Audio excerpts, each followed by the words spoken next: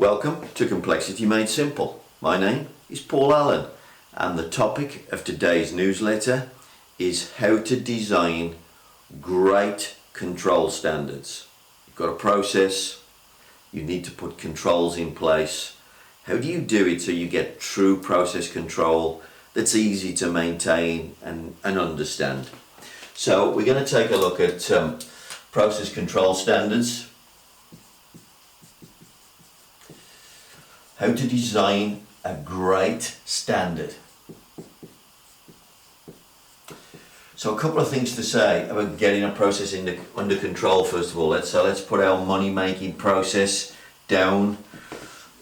Every process is the same, folks. You've got a money-making process. It's got inputs. You have to fix the inputs somewhere. Here's our money-making process. How do we design great standards so that it's clear and unambiguous? Obviously we've got some outputs over here. What are we trying to do with the outputs? We're always trying to please the customer over here. Okay, so we're trying to put great controls in place so that they work really well. So let's talk about what a great control looks like. Well, to have a variable, to have an input under control, you should have a standard. I'm going to call it a standard operating procedure. You should be happy with the standard. You should be happy with it. And finally,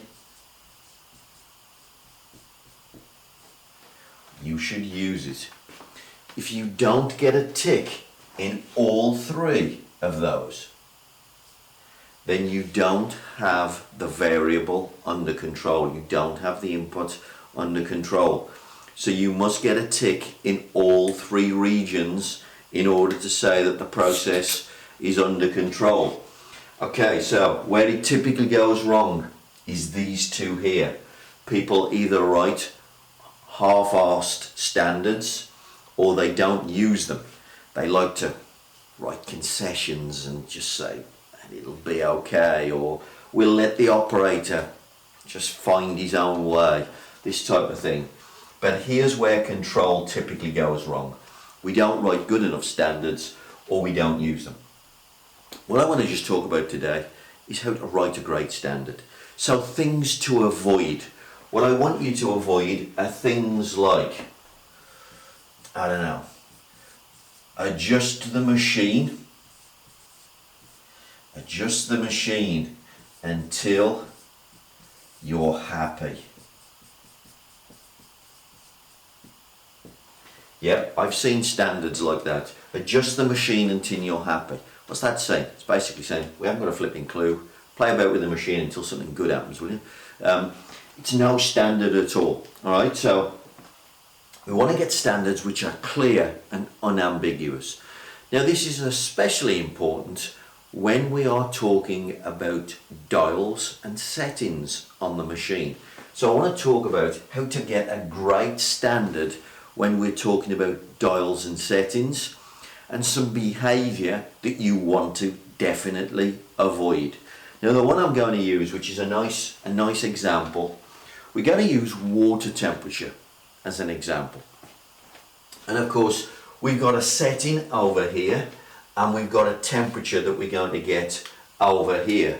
So I want to show you what happens and why this often goes wrong, because we don't get the right standard. Okay, so let me show you what we're going to do.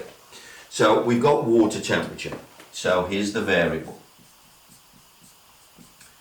Water temp. There's a dial on the machine. Operator's got to set it. It's very straightforward.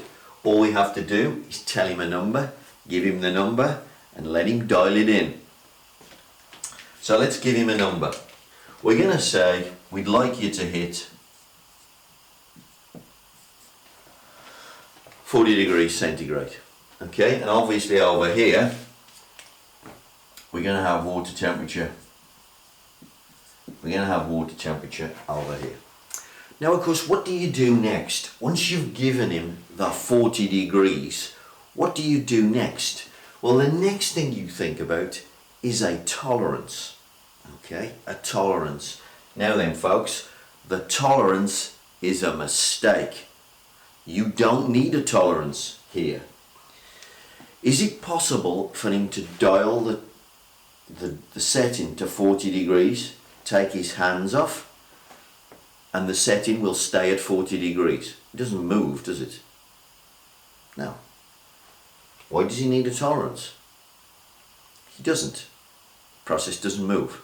Okay, however, our money making machine has got thermostats and it's got heating elements, and people are opening the door, and maybe fresh water's being put in the process and all kinds of things. So if we go to this end of the process, what's going to happen this end? Well, this end, of course, the 40 degrees, maybe we'll hit 40 degrees on the average, but we won't hit 40 degrees all the time. So what we'll get, we get a little bit of wandering. So what do we need this side of the process? Well, a tolerance might be useful. Yeah, because we can't hold 40 degrees. Now let's say in this case, the tolerance is plus or minus 5 degrees. That's what we decide we're going to put on the process. Now here is the biggest mistake you can make. Because where do you put the plus or minus 5 degrees now? The plus or minus 5 degrees is for the machine. The plus or minus 5 degrees is for the thermostats and all the process and everything that's working. That's what it's for. What the plus or minus 5 degrees is not for is the operator over this side. He doesn't need a tolerance because he can perfectly easily dial it to 40. But now what you do is you add the plus or minus 5 degrees over here. That is a mistake. It's not necessary. He doesn't need a tolerance. Now, you gave the plus or minus 5 degrees to the machinery and its ability to control, because it can't keep the thing perfectly in place. You've taken the plus or minus 5 and you've given it to a dial that was perfectly stable. Now what does the operator do? Well, the operator notices the process going up and down, and what does he do? He now dials in plus or minus 5 degrees this end. So you used to have a process that looked like this. Just dead on 40 degrees. Not a problem. You used to have a process that was very stable. Now that we've given it a plus or minus 5 degree tolerance, this thing gets wound up and down by plus or minus 5 degrees. Well, if I take plus or minus 5 degrees and I add the variability that the process is going to put in, what do I get over this side? Well, now I don't get plus or minus 5. Maybe I get plus or minus 10. Doesn't quite work like that, but you're going to get close to plus or minus 10. You've just created a standard that we're not happy with. Why did you do that? Only give a tolerance if the item that you're looking at cannot hold in that position. So for example, if you said the filter, the flow through a filter, and you said, well, when we clean the filter out, we would like the flow to be at a particular level. And then you know that the flow will degrade to a point, then it's time to clean it again. Now in that case, you can't hold that tolerance. You can't hold it. It's exactly a particular flow. It would be wrong to try and specify it like that. But in this case, if I dial the thing to 40 degrees, take my hand off the dial just stays at 40 degrees. I don't need a tolerance. Don't give them when they're not necessary. What tolerances do is create acceptable variability, and variability kills process performance. What you want to do is put great, clear and unambiguous 40 degrees. That's it. It is clear and unambiguous 40 are world-class standards, and if you use them, you'll find your machine will work perfectly well. If you'd like to know more about any of the concepts covered in this video, or any of the other concepts covered in my other tutorial videos, then here's my latest book, Drink Tea and Read the Paper. Covers everything you need to know about how to make sure that Six Sigma becomes world-class engineering in your company. Otherwise, if you'd like to get in touch with me, a little bit of help about Lean, a little bit of help with Six Sigma, please contact me on the email below.